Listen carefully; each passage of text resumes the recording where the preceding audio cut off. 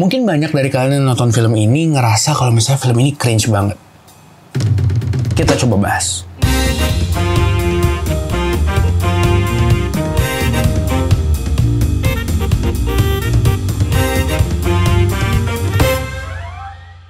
Halo semuanya, selamat datang di jurnal film gue yang lainnya dan selamat datang di channel Ikhlas Yuksana. Dan kali ini gue pengen ngomongin soal film Shizuki the Movie, Harta Pulau Monyet. Temu di dunia berbeda.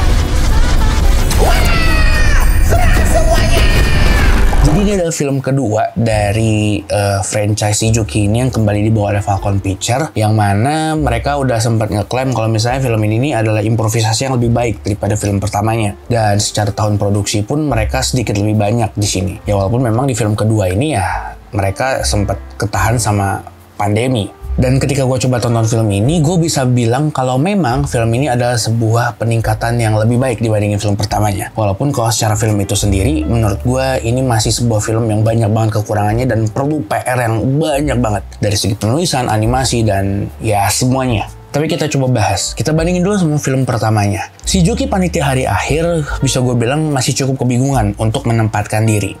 Jati diri dari IP Shizuki itu yang kesannya segmented banget, malah digabung sama cerita lurus yang kesannya tuh berusaha terlihat keren. Ya bayangin aja, cerita heroik yang ada politis-politisnya dibungkus dengan penceritaan yang berantakan, serta komedi Juki yang kalau misalnya kalian baca ya kalian tahulah jenis komedinya Shizuki itu seperti apa gitu. Jadi kesannya dengan energi Shizuki yang seperti itu dan cerita di film pertama yang seperti itu berusaha digabungkan, hasilnya adalah sebuah film dengan energi dan jiwa yang cukup berantakan. Film ini nih mau jadi film yang kayak gimana sih?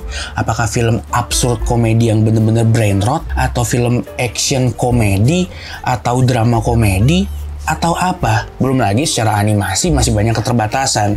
Jadi delivery-nya ya makin kurang aja gitu. Sedangkan di film Shizuki Harta Pulau Monyet ini bisa gue bilang kalau misalnya mereka itu berusaha untuk lebih menyesuaikan itu semua. Jadi maksudnya cerita yang diangkat tuh kayak jauh lebih sederhana, jauh lebih simple dibandingin film pertama. Sehingga ya ini membuat naskahnya itu nggak perlu effort untuk bikin penceritaan yang berusaha kompleks, dan secara penonton pun jauh lebih mudah untuk diterima. Bahkan kalau gue lihat dialognya pun, khususnya dialog komedik di film ini tuh dibuat lebih menyesuaikan dengan energi Shizuki yang terkesan absurd, gak tertebak, dan juga cenderung garing gitu. Jadi gak ada upaya terlalu banyak untuk membuat dialog-dialog di sini terkesan normal gitu. Ya bisa dibilang film pertama itu kayak normalisasi keabsurdan Juki gitu. Sedangkan kalau di sini mereka lebih menerima keabsurdan itu dan ya udah bikin cerita yang absurd aja sekalian gitu. Tapi nggak cuman dari filmnya itu, bahkan dari IP Shizuki-nya ini sendiri, mereka juga berusaha menyesuaikan itu di film ini. Maksudnya tuh Shizuki-nya tuh di sini dibuat lebih sesuai untuk masuk ke dalam film. Jadi mereka nggak pakai sifat-sifat Shizuki yang berlebihan, mereka pakai secukupnya supaya bisa masuk ke dalam film. Yang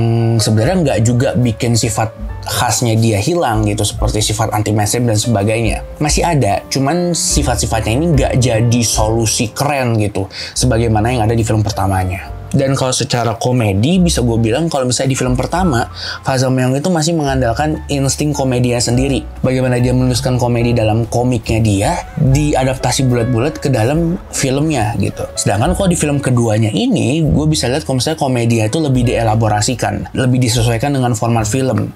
Dan gue bisa lihat kalau misalnya mereka tuh berusaha untuk membuat komedi di sini ini lebih bisa diterima oleh masyarakat umum, seperti slapstick, habis itu komedi-komedi berformat dan sebagainya. Ya kita bisa lihat juga lah di sini banyak keterlibatan komedian di film ini. Walaupun gue nggak tahu mereka terlibat sebagai komedi konsultan apa enggak. Kalau secara konfliknya bisa gue bilang audiens yang bisa menikmati film ini secara umum ya memang adalah antara anak kecil atau orang tua yang menemani anak kecil itu, atau justru orang yang memang basicnya udah banyak menikmati karya-karya Shizuki. Walaupun untuk mereka yang menikmati karya Juki, menurut gue perlu semacam adjustment di otak mereka untuk bisa menikmati film ini.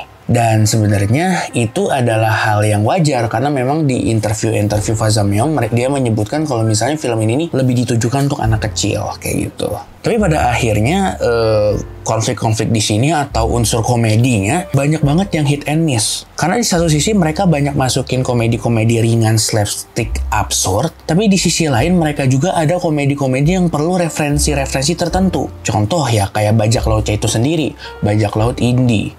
gue bisa relate dan ketawa ngeliat bajak laut bawa tote bag dan juga gelas kopi.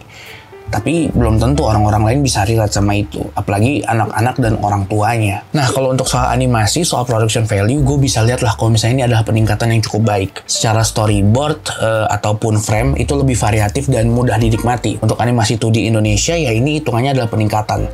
Ya, walaupun memang kalau dibandingin dengan berbagai animasi yang ada, si Juki Harta Pulau Monyet ini ya masih banyak banget PR-nya. Nah, salah satu kekurangan fatal yang gue temuin juga di film ini adalah masih terbayang-bayang upaya yang sama di film pertama. Maksudnya apa? Yaitu upaya untuk bikin film ini punya unsur dramatisasinya. Well, nggak apa-apa ada unsur emosional. Gue udah bisa menerima lah bagaimana konflik emosional Juki dan keluarganya. Karena memang basicnya itu dibungkus dalam interaksi yang cukup garing dan absurd gitu. Tapi di sini ada dramatisasi yang agak gue nggak terima. Dan spesifiknya ini datang dari satu karakter. Karakter tersebut adalah karakter Susi. Gue bisa bilang kalau misalnya karakter Susi ini gak pada tempatnya. Dia gak seharusnya ada di film ini. Ceritanya tuh pengen dibikin emosional. Dan itu sebenarnya tabrakan sama vibe si Juki Harta Pulau Monyet yang udah dibangun dari awal film. Gue lumayan drop dan cukup cringe lah untuk ngelihat gimana absurdnya delivery film si Juki di paruh awal, tapi malah dipatahin dengan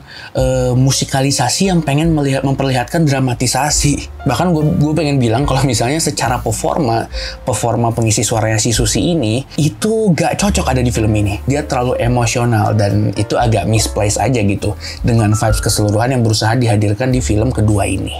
Ya intinya Susi agak kurang cocok lah untuk ada di film ini. Ya mungkin harusnya dia dibikin lebih absurd juga gitu. Jangan terlalu lempeng dan jangan terlalu dramatis. Ya akhir kata gue bisa bilang kalau misalnya film ini adalah film yang cukup general untuk dinikmati anak kecil dan orang tuanya of course yang nemenin gitu.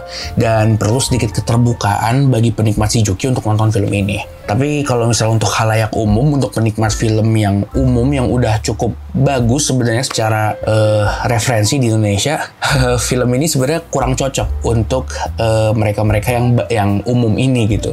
Kenapa gue bisa menikmati film ini dan juga komedinya? Karena di mindset gue adalah gue menertawakan komedi di sini karena itu saking absurd dan gak jelas ya gitu. Gue punya kesadaran kalau misalnya film ini, wah ini garing, gak jelas, absurd, tapi justru itu yang gue tertawakan.